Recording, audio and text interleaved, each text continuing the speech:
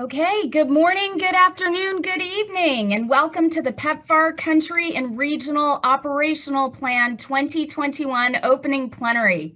My name is Anjali Achreker, and I serve as the acting U.S. Global AIDS Coordinator. Let me first begin with a few housekeeping items given our virtual environment. First, we're very pleased to offer translation services for this opening plenary in multiple languages. To enable translation, please click on the globe icon, which for most of you will be located in the bottom right of your Zoom screen, and select your preferred language. Following all of our speakers today, we'll answer as many questions as time permits. Please feel free to submit your questions using the chat at any time during the program, and we'll do our best to capture and address any outstanding questions following the meeting, including through our posted frequently asked questions related to the COP and the ROP. Finally, please be advised that this meeting is being recorded so that it may be shared with other partners who were unable to join us today. Once again, it is such an honor to officially welcome you to the opening plenary of PEPFAR's Country and Regional Operational Planning process for 2021. To all of our PEPFAR teams, from headquarters and from across 54 countries, including any ambassadors and congressional staff that have joined, welcome. And a warm welcome to all of our partner governments, including ministers of health, communities and civil society, and our multilateral and private sector partners, including UNAIDS, the Global Fund, the World Health Organization, and others. Today, we kick off the COP-ROP 2021 process in an unprecedented virtual manner during unparalleled circumstances due to COVID-19. And it has been a very long and hard journey for everyone. But we come together with the same shared mission and with the same fierce commitment, the same passion and compassion, and the same level of dedication to ensure that our collective work has the greatest possible impact on the lives of those whom we are privileged to serve, as the dual pandemics of HIV and COVID continue on. And with this common cause that unites us all, I have the greatest privilege to introduce our U.S. Secretary of State, Secretary Antony Blinken, to provide our keynote remarks. Hello to everyone gathered virtually from around the world for the PEPFAR Country and Regional Operational Plan 2021 opening plenary. Thank you to Dr. Achreker for her leadership as acting U.S. Global AIDS Coordinator, and to the entire PEPFAR team for your dedication. When President Bush launched PEPFAR in 2003, it was heralded as a huge step forward in the fight against HIV/AIDS. Since then, with our partners, we've helped turn the tide on the epidemic. With more than $85 billion in total investment since 2003, PEPFAR has helped save 20 million lives, prevent millions of HIV infections, and significantly strengthen local health systems across 54 countries. This is life-saving leadership Americans can be proud of. Plus, PEPFAR has helped build critical healthcare infrastructure and capacity. Our support has gone to more than 3,000 laboratories and 70,000 healthcare facilities, and has helped train more than 290,000 healthcare workers around the world. These investments protect against more than HIV/AIDS.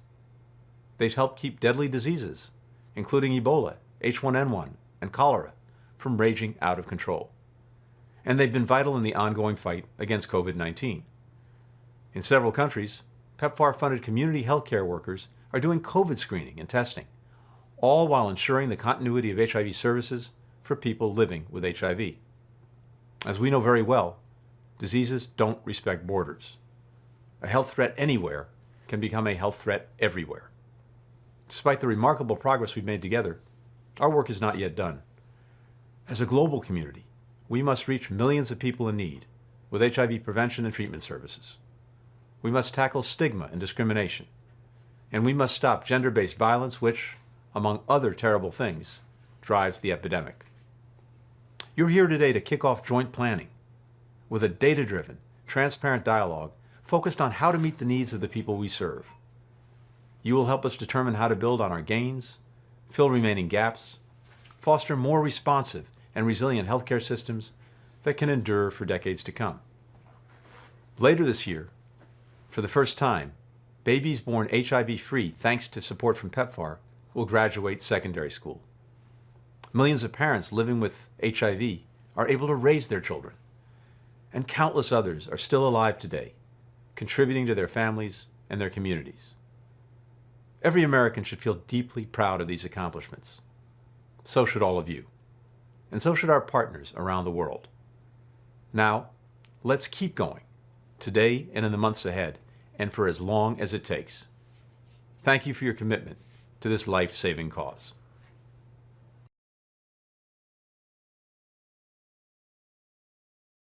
Great, thank you so much, Secretary Blinken. And it's my great pleasure at this time to also introduce Lois Pace, who serves as the Director of Global Affairs from the U.S. Department of Health and Human Services.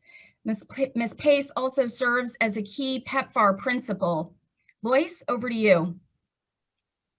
Thanks very much, Anjali, and thank you for your service as our acting Global AIDS Coordinator. I know we all appreciate you in this role. I also want to thank Secretary Blinken for his remarks and his reiteration of the Biden-Harris administration's commitment to the global fight against HIV and AIDS. So as Anjali said, I'm Lois Pace. I serve as the Director of the Office of Global Affairs here at our Department of Health and Human Services.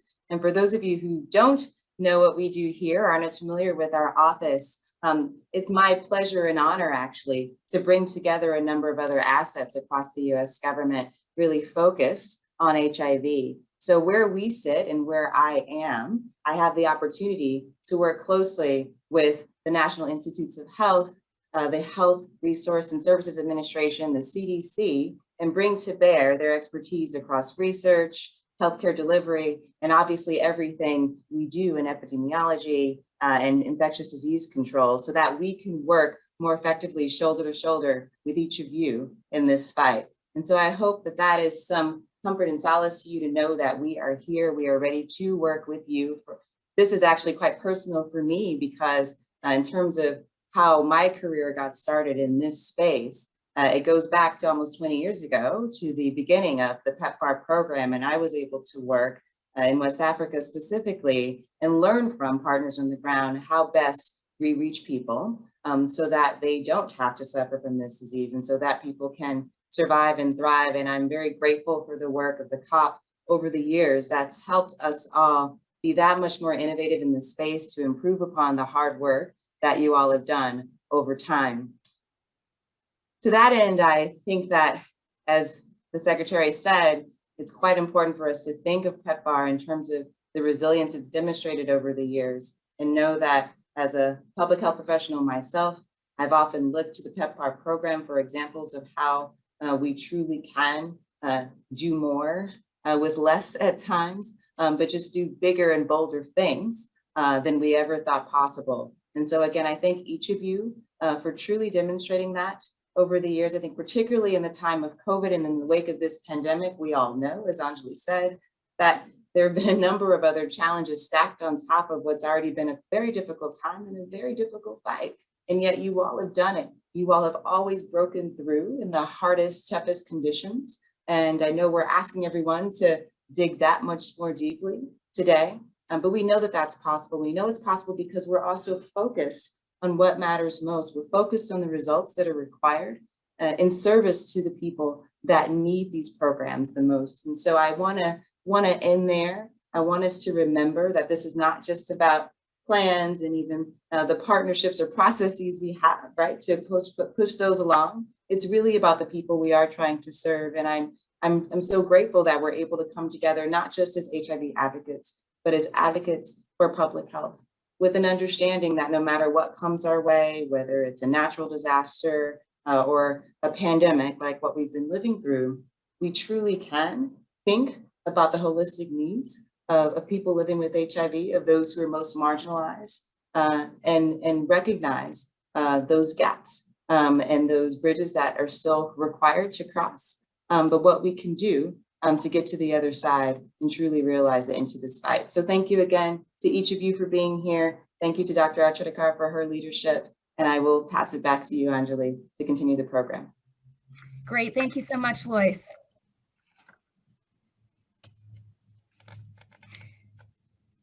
Fantastic. And we're now going to move into really focusing in on the state of the PEPFAR program and priorities for all of us as we move forward. On the next slide, please. As we continue our journey together in the global HIV response, we're grateful for the unwavering bipartisan congressional and leadership support across 4 presidents. Again, really where we are now with strong support from our current president and the administration. On the next slide, please. As we look specifically over the past 12 to 13 months, COVID has really shaken our world. We've been tracking together with all of you, looking closely at the COVID confirmed cases and mortality in PEPFAR supported countries. And again, while the severity varies by country, COVID has certainly impacted our people, partners, and our programs. On the next slide. And so since early March of 2020, last year, we've been working across the interagency and across the globe together with all of you, working on technical guidance, on looking at the data real time to really understand how, in the context of COVID-19, we have to adapt and shift and be flexible to really move the program to ensure that we're continuing life-saving treatment and prevention services for the people that we serve. Looking to figure out how we appropriately leverage PEPFAR-supported health systems and infrastructure to serve HIV and also respond as needed to COVID-19. Ensuring that we're reducing exposure of healthcare workers and community health workers and the clients that we serve, as well, again, as providing flexibility to the program to ensure that we're optimally serving our clients. On the next slide. We've been leveraging COVID-19 to ensure staff, and I mean all staff, USG, implementing partner, healthcare workers, community health workers, staff and site safety, again, with the ultimate goal of protecting the safety of staff and recipients of care to ensure that we are supporting and maintaining continuity of prevention and treatment services. Staff safety, we want to reiterate, must be assured at all times. If services cannot be adapted to be performed safely, they should not be performed. Again, mitigating COVID-19 impact on the program and the people we serve by coordinating country activities with flexibility and adaptability. And you all have shown that in true colors over the past year. On the next slide. Your collective effort day in and day out during such difficult times have yielded success. We've sustained the life-saving treatment services in the midst of the COVID pandemic. And we've also been able to assist in responding to COVID-19 as well. Sustaining the HIV gains in the midst of the COVID response has been possible through seamless collaboration with partner governments, the Global Fund, UNAIDS, and communities. The strong USG interagency teams on the ground in 54 countries engaged, committed, and contributing to the national COVID-19 response plans. Strong local partners implementing services has been critical, as has been site-level data-driven metrics and results, the very backbone of what PEPFAR is.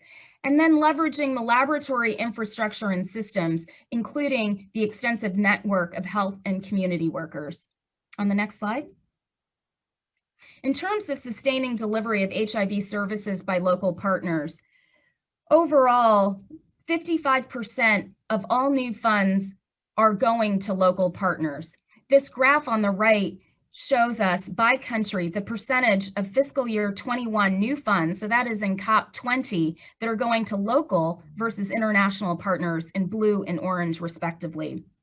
I really want to commend the US government agencies for all that you've been doing to really move on transitioning services to local partners. This has been incredible work. Next slide. This map shows all the 70,000 PEPFAR-supported clinics across the globe for HIV services, where data exists at all of these sites, which is an extraordinary thing. And of course, this is where services are being provided across all of the 70,000 healthcare facilities here. Next slide. Countries have relied on PEPFAR-supported lab infrastructure, particularly during the COVID pandemic.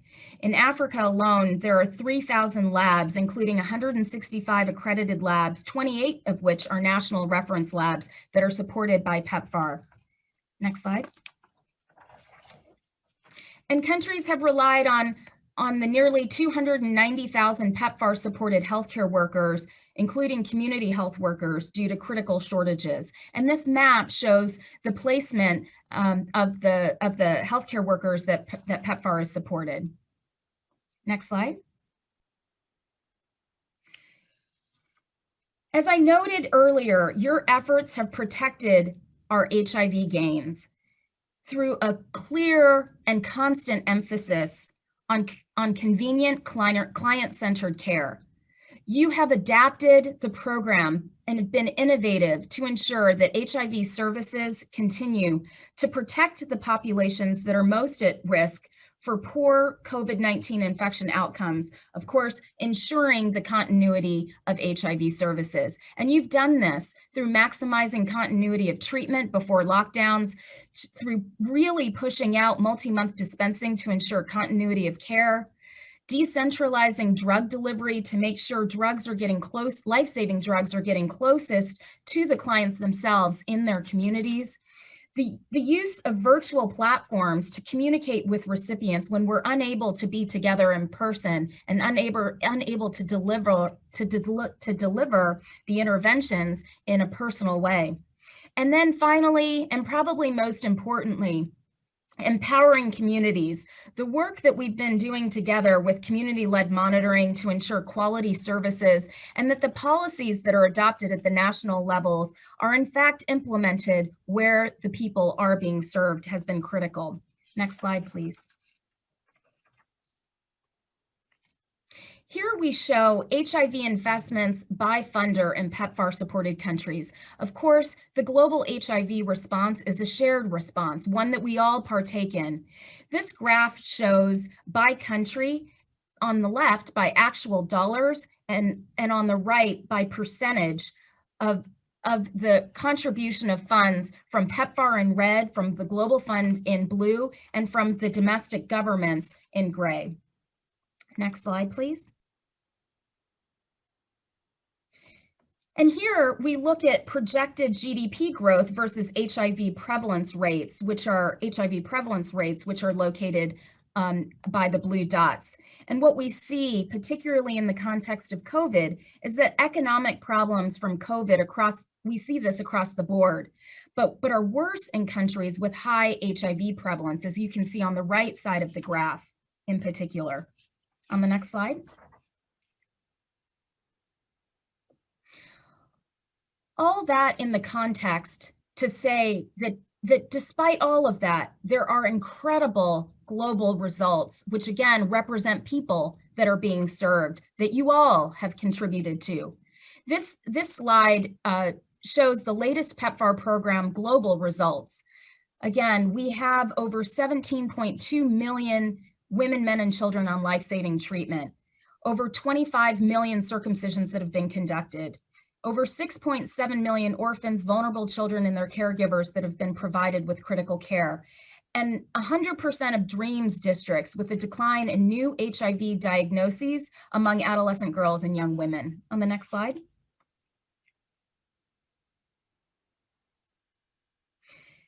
PEPFAR has increased impact in a flat budget as we look over time from fiscal year 2004 to fiscal year 2020. And what you see along the graph here in yellow are the cumulative VMMCs. In blue, in the blue graph, the current number of people we have on treatment, and then the line graph is the PEPFAR budget over time. Next slide, please. And of course, this shows the possibility and the potential of what happens when we all work together to really move toward achieving the Sustainable Development Goals and UNAIDS goals of 95, 95, 95 by 2030. And the progress that country by country we're seeing showing achievements toward these 95, 95, 95 goals with PEPFAR funded population-based HIV impact assessments. Again, in red, the awareness of HIV status, in blue, those that are positive on treatment, and then in gray, those that are on treatment that are virally suppressed. And then of course, in orange, this is a critical marker, the viral suppression among all HIV, PLHIV. Next slide, please.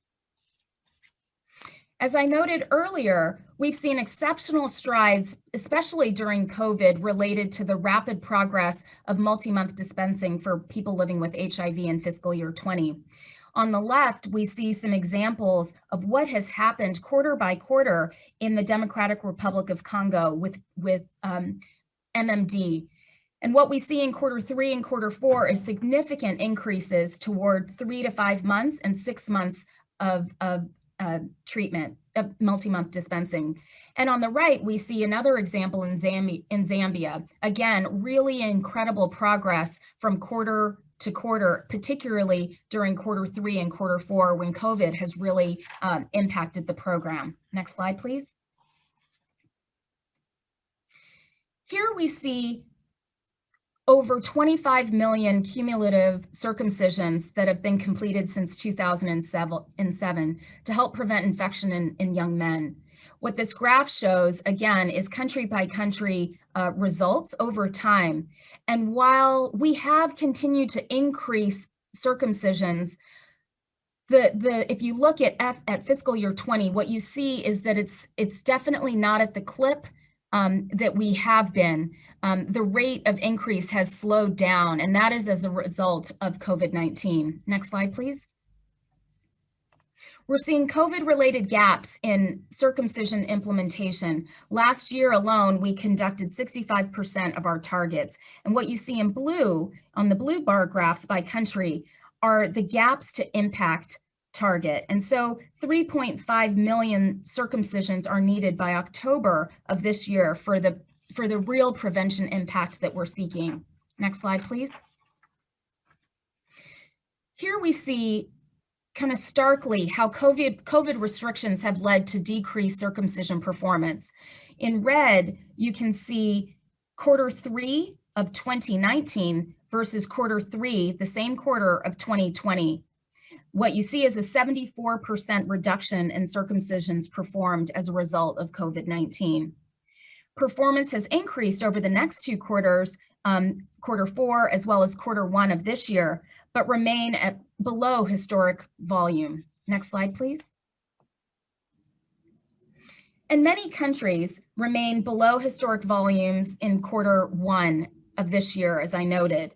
Here, what we see are 11 of 15 countries had a reduction in performance as we look at quarter 1 of 2021 in red and versus quarter 1 of 2020 in blue. And you could see the percent reductions, particularly some stark reductions with Uganda and Botswana, for example. Next slides, please. Shifting to adolescent girls and young women through our DREAMS program, again, our latest results, and this is quarter 2 of 2020, is that new HIV diagnoses among adolescent girls declined in all geographic areas implementing DREAMS, as I noted previously. On the next slide. And what we see are average, by country, we see average percent declines in DREAMS geographic areas. Again, this is cumulatively across 2015 to 2020 up to quarter 2. And what we see in blue are those countries where 100% of the geographic areas had a greater than 25% decline in new diagnoses. And in coral, greater than 75% of geographic areas had a greater than 25% decline. Next slide, please. But what we see when we look at the impact on the program related to COVID-19 is that we see prevention programming that has really been impacted in both negative as well as positive ways for adolescent girls and young women. On this slide on the left, we show declines in group-based prevention activities due to COVID-19 lockdowns, school closures, and gathering restrictions. However, on the right, we see some positive trends where we're seeing increases in PrEP initiation, reflecting emphasis on PrEP as an essential service during COVID-19 and on program innovations. Next slide, please. And again, promisingly, through COVID, and this is a slide representing overall PrEP, we see by country, we're seeing increases during the time of COVID as we look at results from 2019 in blue to 2020 in orange. Next slide, please. And here we see key populations initiating PrEP results by specific groups, transgender and others, MSM, female sex workers, but again, we're seeing positive trends, which are great. On the next slide, please. So with that snapshot of the program and the status of the program, we look at our shared path to epidemic control and how we've over time focused over the years to where we are now as we kick off again with COP and ROP 2021 on a client-centered services, community engagement, and really working towards resilient systems and sustainable capacity in the context of COVID-19. We build COP ROP 21 based on the quality of client-centered services and retention of COP 20, and we're looking forward to digging in together. Next slide, please. Again, we launch today and conclude no later than May 21st. We are committed to collaborative, transparent, and data-driven planning together and ensuring there are no disruptions in HIV services. We, as we move forward, have incorporated new policies prioritized by our Biden-Harris administration, including the rescission of the Mexico City policy, re-engagement with the World Health Organization, and others that are relevant to our PEPFAR programming. And we are really adapting and being more flexible to ensure that we can successfully plan together during these difficult times. Again, the outcome of what will happen at the end of this period from today through the 21st is a joint plan, one that is driven by data, one that is driven by transparent dialogue, discussing openly the gaps and resolving prioritized issues together across government, from the US government, as well as partner governments, across multilateral partners, and of course with civil society. Ultimately, we will have a joint plan, country by country, with targets and budgets aligned to the programmatic direction toward epidemic control. Next slide, please. Given the impact of COVID-19 on the program, we are so grateful to our US Congress and the vision and commitment of President Biden through the American Rescue Plan. The American Rescue Plan and the infusion of new resources represents the United States' unprecedented commitment under President Biden's leadership to fighting COVID and its impacts in the US and around the globe. As part of this larger global response that the US will engage in, the US is intending to invest $250 million to prevent and mitigate COVID-19 impacts on PEPFAR programs and the beneficiaries we serve. In two ways: preventing, preparing for, and responding to coronavirus among PEPFAR supported beneficiaries and staff, meaning healthcare workers and community health workers, as well as mitigating COVID-19 impacts on the program and beneficiaries to support program recovery from the impacts of coronavirus. We intend to deploy resources urgently and through this planning process as well. Additional details on the use of the funds within PEPFAR will be forthcoming by the end of the week. Next slide, please. I'd like to turn to Iram Zaidi, who is the Deputy Coordinator within our office, to provide epidemiologic updates. Iram, over to you. Thank you, Anjali, and it's wonderful to be with the PEPFAR family today. Although we're not together in person, virtually, hopefully we can have that same energy as we do when we come together and look through our program, see the opportunities and the challenges that lay ahead. As I go through the next slides, I'm really excited about the progress that we have made. And as we've implemented our adaptations through COVID, the learning and the site level adjustments, our program adjustments will be critical to move forward. So as we move to the next couple of slides, these are the countries, and actually before I even go there, I really want to thank UNAIDS and their partnership and leadership across not only this year in this adaptive COVID process for the estimates, but over the past few years. The data that UNAIDS provide in a standardized way across all countries is critical for the global community to understand where the disease burden is by country, and so that as we are supporting countries globally, we know there is a standard source from the UNAIDS estimation process. So thank you so much, UNAIDS. On our next slide, these are the countries, and these are all in draft. And again, appreciate everybody's support as we're coming through. Usually we're together at the country meetings, finalizing these estimates and using them as our denominators for our country planning. So the work that's happened at the country level and the review, I know it's ongoing, but very instructive as we go into COP21 planning. And as we've discussed already, the gains that we've made in contracting the HIV pandemic it's awe-inspiring. And the work that we do and the data at that community level, at the site level, very critical. Now, I know some of these slides, people will be like, okay, so what's next? The pieces that we've talked about in ensuring and sustaining epidemic control is really the next step in towards this process. So I'm just going to go through some of these groups of countries first together. So we see Kenya with amazing process. Next slide. Malawi, really phenomenal, thinking about the Malawi epidemic and where we were just 10 years ago and where we are where we are today. Next slide.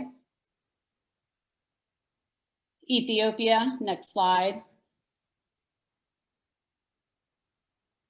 Zimbabwe, our FIA results that were completed before the lockdown started last year in Zimbabwe really show the progress and the information that we were seeming to understand through our program data as we were having new testing or testing positives and treatment initiation. We're starting to plateau. And we continue to ask ourselves, is this our program design, or are we actually saturating and identifying core critical thresholds of people living with HIV? And our FIA results really instructive in understanding where we are with the epidemic in Zimbabwe. Next slide, please. Lesotho as well. They were also able to complete their FIA last year, and as many of us know, the Lesotho program has been a bit of a mystery to us, and where our patients are receiving services, the quality of those services on an individual level. And now we can see that all of that work has actually not only benefited the individuals that we serve, but is also having the population level impact that as a global community we all desire. Next slide. Eswatini, we're getting close. Another country that is slated for a FIA. Next slide. Rwanda, and remember, some of these are much smaller populations. So as we look at the different accesses, and we'll make these slides available. And of course, these are all in draft. We see that on the next slide. These are our West Africa countries. So these are the countries that in our classic epidemiologic terms, they do not have an expanding epidemic, but the way that they have achieved epidemic control is by not scaling up treatment and keeping people alive. So their mortality has been higher. In these programs, we're scaling up HIV treatment and working with communities in ways to have lifelong treatment in ways that best serve their needs. Next slide. And then our countries in Burkina and Togo. On the next group of countries, next slide. These are the countries that are near epidemic control. So we have Uganda, who also has just completed their FIA. We're looking forward to their results later this year. Next slide. Tanzania, countries that are scaling up and getting towards that progress. Next slide. Botswana, also in the field now with their next round of FIAs, and looking forward to really seeing that population impact in Botswana as well. Next slide. Haiti, much progress in Haiti. Their FIA results really helpful to understand the complexities in Haiti. Next slide. Ukraine. We know that with the Ukraine unrest and the epidemiologic status and the heterogeneity across the different populations, we're looking forward to seeing more progress in Ukraine in the coming years. Next slide, please. So this is our big group of countries that are not at epidemic control, but I think between COVID adaptations this past year and plans in COP20 as a whole, really encouraged about the scale up that is now occurring and the adaptation to meet individuals' needs. Next slide. So in South Africa, really seeing scale up of case finding and site level adaptations in community and service delivery that are leading to incidence declines. Look forward to seeing mortality declines soon as well. Next slide. Mozambique, really putting healthcare workers at that site level. So we'll start to see the incidence and mortality declines rapidly, and we'll also have a FIA with Mozambique very soon. Next slide. Nigeria, a tremendous scale up in last year through their COP20 plans already, and then their COP19 plans, and then the adaptations at the COVID. Next. Zambia, we continue to work with them. We're really anxious to see the FIA results here, and I think all of these curves will be reset once we have those FIA results. Next slide.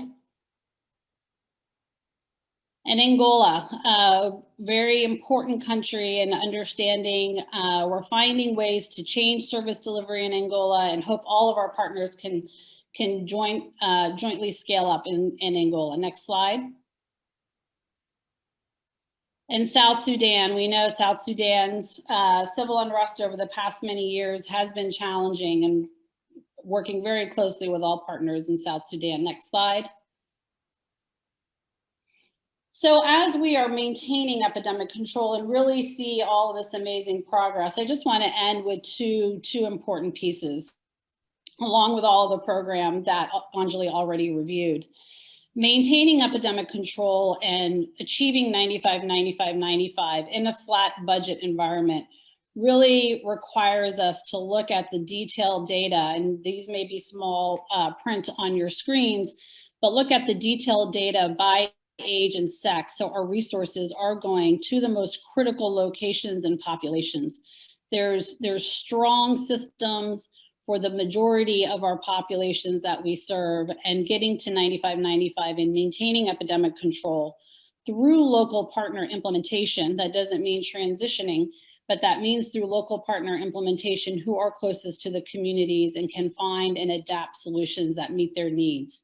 On the next slide, we look at then also recency. And last year was supposed to be a year where recency implementation was scaling, and the operational understanding was going to happen. But obviously with COVID, in many places, these implementations were stopped for decreasing patient level interactions to prevent COVID spread. But looking at the data and who's coming in by quarter, by age and sex, very important. And then on the next slide, my last slide, then the recency of the RTRI and the proportion. As we are getting to epidemic control and the positives, working through, the point of this is to make sure that we are finding individuals as epidemic continues to hopefully contract and prevent from getting to an expanding epidemic. So the targeted testing, the recency and testing of those who are not virally suppressed is getting us all into that place to prevent an expanding epidemic. So with that, I'll turn it back over to Anjali. Thank you. Thanks very much, Iram. Great. I want to take this moment to introduce our key leaders from across the U.S. government implementing agencies. Of course, we implement PEPFAR through these agencies, and we are better for it. I want to introduce Clint Kavanaugh from USAID, Hank Tomlinson of CDC, Rick Schaefer of DoD, Dr. Ade from HRSA, and Kechi Achebe from Peace Corps. And in that order, they will provide brief remarks. Over to Clint. Thanks, Anjali, and thanks all. Good morning, good evening to all of you. And as Anjali said, I just want to extend our thanks to you for your leadership, resilience, and dedication that you have shown over the past year to not only protect critical HIV services, but to also implement new innovations and adaptations that have mitigated the impact of COVID on our programs, but also have advanced models that will clearly be part of our programs in the next phase of PEPFAR. Again, if we were in Johannesburg, Bangkok, DC, obviously we would be working to plan for the next year of PEPFAR, but it would also be an opportunity to celebrate our collective successes, and there have been many. I do hope that we find time to properly acknowledge those successes, to honor. Unfortunately, those have passed. But I do also want to recognize that you all are operating in an environment that is experiencing challenges well beyond the HIV response. And, you know, just for example, we've got colleagues in Burma who are operating under the threat of civil war, facing potential evacuations. This week, we've got colleagues in Ethiopia who are continuing to operate in an environment with a conflict in Tigray region that is impacting services. In Haiti, continued political instability. We've had a prison riot that left implementing partners quite shaken. In Tanzania, with the loss of the president in the mourning period and uncertainty in the political future there. Seeing the impact of COVID in Ukraine that is causing another lockdown, issues with oxygen shortages, et cetera. These are just a subset of the challenges that you are all facing. So I want you to know that we are acutely aware that you are experiencing challenges well beyond the PEPFAR response. I want you to know that our teams at headquarters are here to serve you throughout this process, but also to ensure that we are coordinating with you as you're planning other programming, and particularly in response to the COVID response, and as it relates to the PEPFAR programs. So I want you to know we will be here with you throughout this process, but again, working with you to support the broader response. I do want to give one shout out to our global supply chain teams. As Anjali has shown in the data and the challenges that have been experienced over the last year, our supply chain teams worked despite a 30% reduction in manufacturing capacity, a 50% reductions in logistics capacity, to successfully deliver over $500 million in commodities to 41 countries that provided 3.6 million patient years of HIV treatment. So again, there has been incredible successes across the board, but over the next few weeks, if you see your supply chain activity manager, give them a virtual fist bump, or hopefully if you see them in person, a fist bump, because they have worked tirelessly to ensure that there were uninterrupted commodities available for the clients we serve. So I just want to thank you all. Again, I hope we find ways to celebrate other successes, but looking forward to working with you over the next few weeks. Over. Great, thanks so much, Clint. Hank, over to you. Thanks, Anjali. Thanks, Clint. Hi, everybody. There are more than 1,600 of you who are gathered on this webinar, and it is a delight to see many of your names. And I regret that we're not able to be together in person. It is in some ways hard to believe that it was just 13 months ago that many of us left after 3 weeks of review for COP planning in Johannesburg, and to imagine or think and reflect back on all of the change that has occurred in the world, in our lives, in our programs, and in our countries. It has been extraordinary. And so the last year has been remarkable, and it has been challenging. And like others that have spoken before me, I just want to acknowledge the sort of solemnity that that sort of brings and deserves in our conversation. And so whether it is at your country level, in our movements, in our programs, in our offices, or in our families, we have been directly affected by COVID-19. So that's not just for PEPFAR administrators and program implementers, but for our beneficiaries and everyone around us. And during this time, you have been remarkable. And that is not a surprise. You have demonstrated over the last 4 decades your capacity, your competence, your dedication, your perseverance, your adaptability, and in all the ways that the sort of people that work in and on HIV are special. You have brought your skills and your experiences to bear for COVID-19. You have kept our core HIV programs running and operating, and you have used those lessons learned and those experiences to flex into COVID-19. So I am so honored to be a part of this community. And as we have witnessed sort of scientists and researchers and academicians and program planners and national leaders of HIV programs and implementing partners and members of social movements and civil society and other stakeholders on the ground understand how to effectively and swiftly first try to contain COVID-19, then mitigate COVID-19, then understand operating at the intersection of COVID-19 and HIV, and to innovate and adapt and move forward successfully.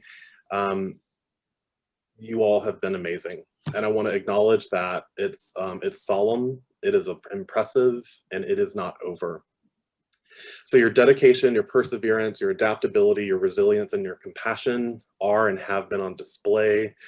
And you know, I want to sort of reflect that this is not actually the initiation of COP planning, that we had a global release of COP guidance in December, on December 17th.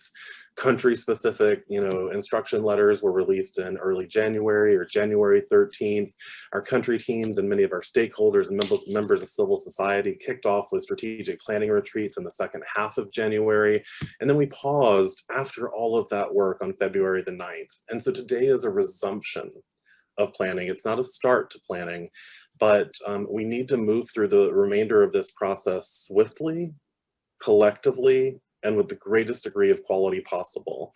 The reason that that is necessary is because there are kind of administrative and mechanical things that have to happen on the other side of COP planning to make sure that resources can move to agencies, to partners, and be ready to start their work on October 1st of 2021, which is in essence, the beginning of our next fiscal year. So we want to make sure that there's no interruption in services. We want to make sure that our current and future beneficiaries have their needs met. And so working together collaboratively is the way to get that done. That said, we invite during this process deep interrogation, difficult questions, a testing of our assumptions, and we will succeed when we do this collectively, when members of the US government agencies come together as one and speak with one voice, and when stakeholders, including civil society, are brought together all along the way. And so it is that meaningful and deep engagement that will look and feel a little bit different this year. And by the way, I think this year is anomalous. This is not meant to be the sort of new way, a new compressed process that endures over time.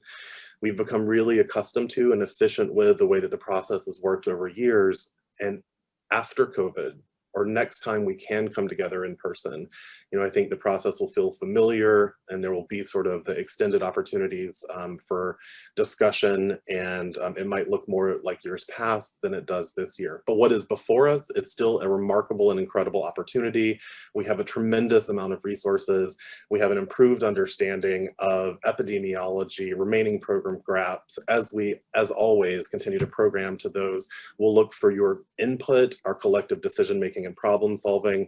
And you know, we will continue to try and use what we have done in HIV to advance not only our work, but that which happens at the intersection of HIV and COVID-19. I have tremendous faith in you all. You have shown that you can achieve and exceed expectations every time you've ever been tested. Keep up your good work, and we're here to support you from headquarters at CDC in any way that we can. Thanks. Great, thank you so much, Hank. Rick, over to you.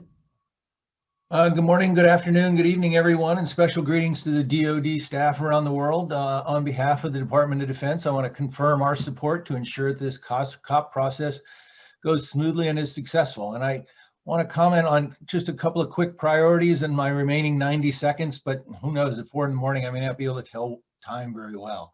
But first and foremost, our priority is to continue to ensure that our military populations and surrounding populations have the support they need.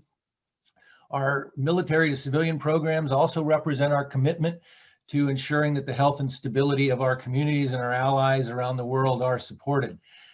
We want to continue to prioritize acceleration of key program requirements from PEPFAR to include multi-month dispensing of TLD regimens, especially in light of the WHO guidelines that were just released last month. Our own research in the African cohort study shows that even those that are well suppressed on their current regimens have significantly higher rates of viral failure development if they don't make the switch to TLD, and that the vast majority of unsuppressed individuals achieve control by switching to TLD.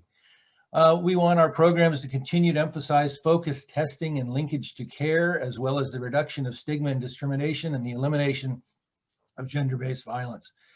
I want to also acknowledge the added challenge and stress to our country-based staffs around the world from COVID-19. It's affected our staff, our implementing partners, and the populations we serve. I know that still a quarter of our country staff still remain on full telework at this time, and over half of you are on some amount of part-time telework. So I know that's added to your challenge. We recognize that the COVID-19 epidemic has had tragic impact on many of our locations. For instance, we know that about a third of the militaries that we currently serve have had at least one death due to COVID in their population. So we know that this impact is widespread. But on a positive note, I understand that 85% of the DoD country staff now have access to vaccines, and over half of you have gotten the vaccine. So we have some hope. I want to thank our DoD program managers and embassy staff around the world, as well as our implementing partners, for your perseverance and resilience. And at the DoD headquarters, we stand with you and are dedicated to supporting you throughout this process and throughout the year. Thank you. Thanks so much, Rick. Over to you, Ade.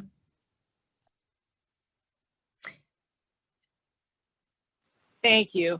Greetings, everyone. My name is Dr. Ade Adetosoye, and I am the Director of the Office of Global Health for the Health Resources and Services Administration, otherwise known as HRSA.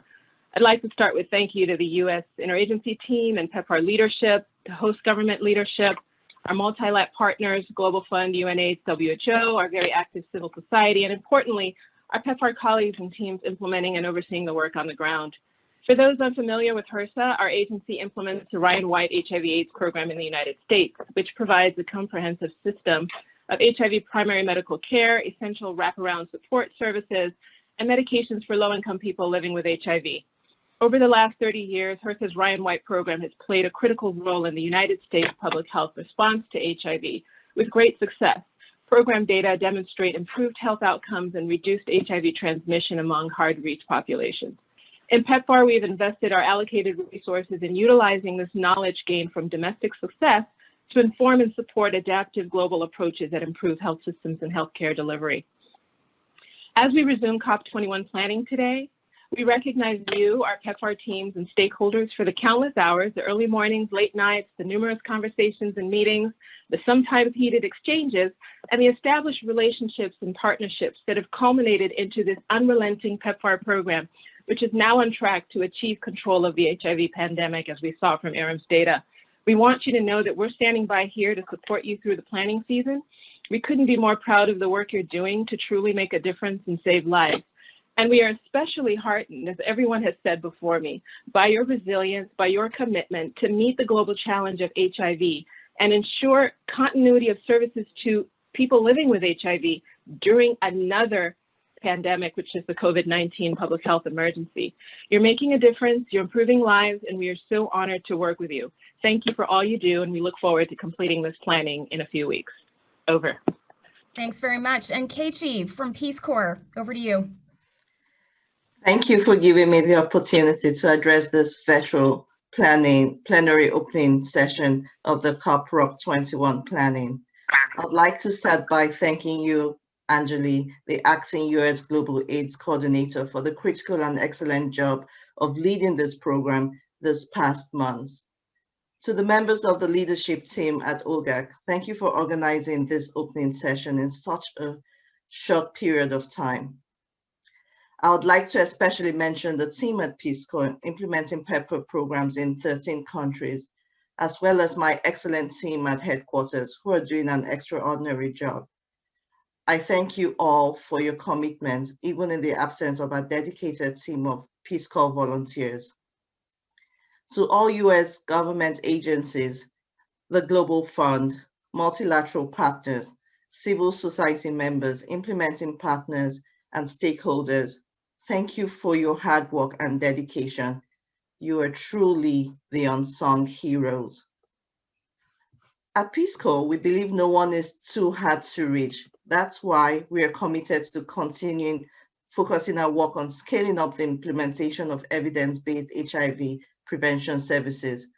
We will continue to deal directly and boldly with prevention to ensure the last mile of our journey is not difficult. Peace Corps is also committed to ensuring that community members are linked to treatment services. Comprehensive services are provided to orphans and vulnerable children, as well as adolescents and young women.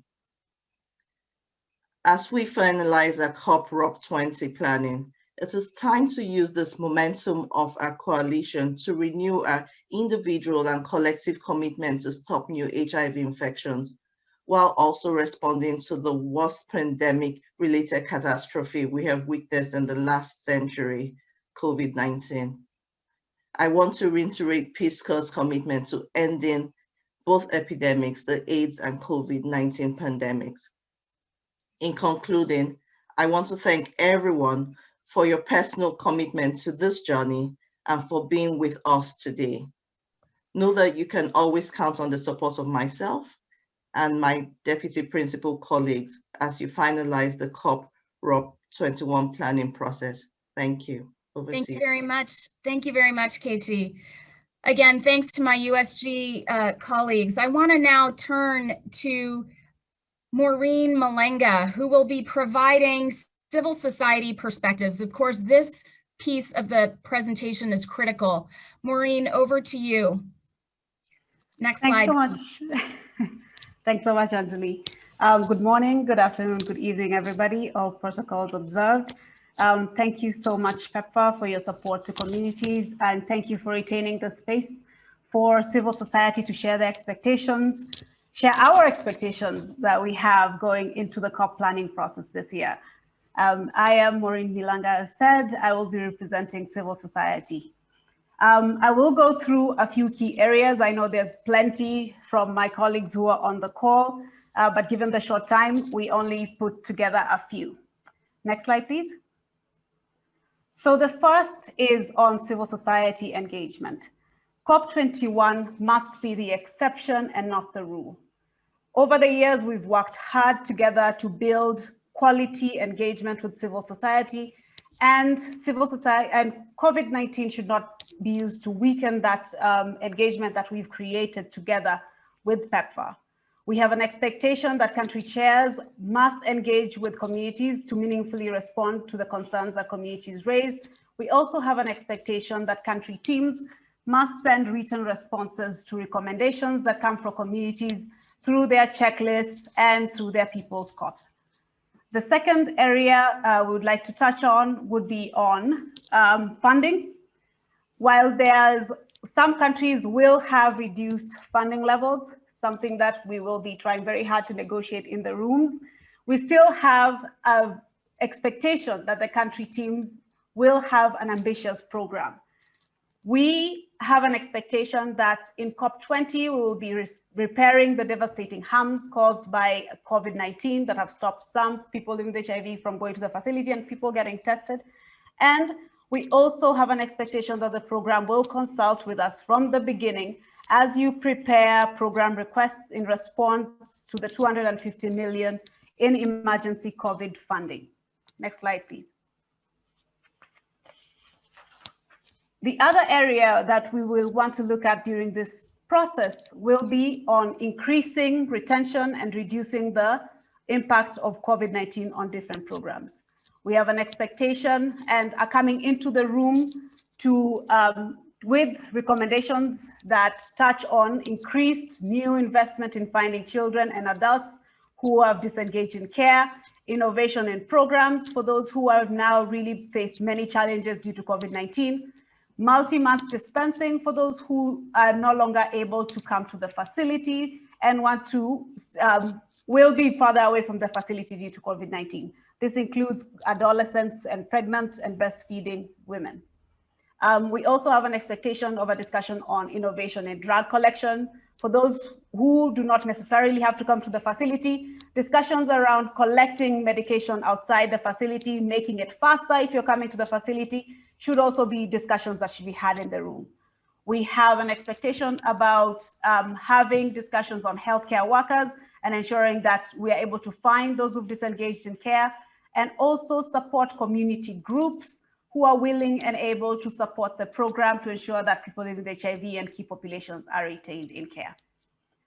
The fourth area that we would like to look at will be on key populations, where we have an expectation that country teams will have a discussion on the Key Population Investment Fund and how countries will be absorbing that into the COP process. We also would love to have a discussion on harm reduction programs, which currently are facing quite a few challenges, and we would love to see a scale up of those programs. And prioritizing key population-led service delivery and programs that discuss removal of criminalizing laws and policies that target key populations. Next slide, please. The fifth area that we would love to have a discussion on during the meeting is on quality services for children and caregivers. COVID-19 has especially had a severe impact on children and caregivers, and we would love to have a discussion about how programs describe how they're recovering from COVID-19 related harms that face children and their caregivers.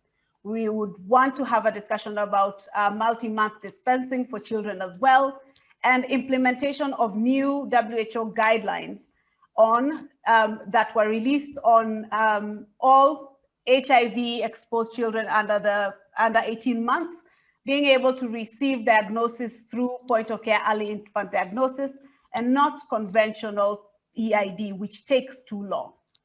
We also would love to see discussions in the room on acceleration of optimized treatment and use of DTG regimens. With regards to index testing, while effective, there are challenges with how index testing is implemented at country level. We will be looking forward to discussions on removal of index testing targets, assessing sites that offer index testing, and sharing of data and outcomes and adverse event data with civil society in the room, so as to better plan how we are offering index testing to communities. Next slide, please.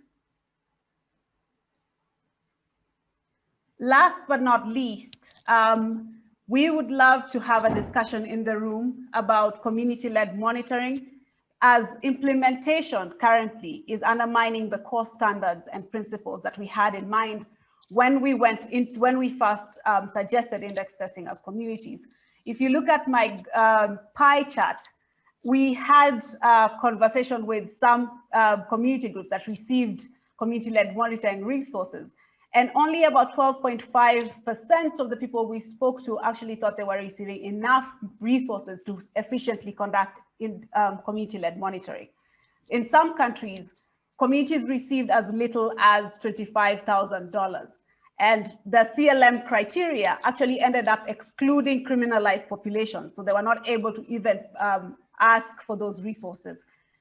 So in the community-led monitoring, we hope to see community-led monitoring grants that are truly community-led, that surveys that monitor the quality of service, waiting times, commodities, and community evidence that is used from civil society and community-led monitoring to advocate for accelerated responses. Some areas where this has been done well has been in South Africa, which is what most countries going to review. Thank you so much, and we look forward to planning with you. Over to you, Anjali. Thank you so much, Maureen, and thank you, really, truly, thank you for bringing the voice and perspectives from communities and civil society. As we've been noting, this is a critical foundational piece to the plan and to the plans that will come together over these next few weeks, not just in these plans, but also as we monitor together throughout the year. I know we've come to our closing, and I just want to note that while we haven't had a moment to talk about the questions that we've been seeing in the chat, we've noted all of them down. We will be responding to those questions in our frequently asked questions that we capture and post on our website. So please keep your eyes open to that. We'll also push that out via email.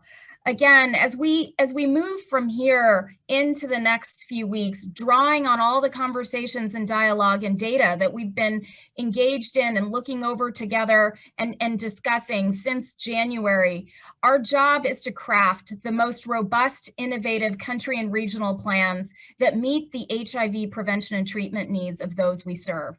We are looking to all of you to work together to have that meaningful dialogue, really in-depth conversation, despite the fact that this will be occurring virtually. That robust dialogue is absolutely critical. With this in mind, I'll close where we started this meeting, as I certainly can't say it better than Secretary Blinken himself. Let's keep going today and in the months ahead, and for as long as it takes. As we move forward on data-driven and collaborative dialogue, let's please keep the faces of the people we serve at the forefront of our minds. It's always the grounding force among all of us. So with that, I just want to say thank you. Thank you for your hard work, your partnership, and your continued commitment. We're all in this together, and it's a true privilege and honor to be in this effort. This concludes our plenary, and we look forward to working together over the next few weeks. Take care, stay well. Bye-bye, everybody.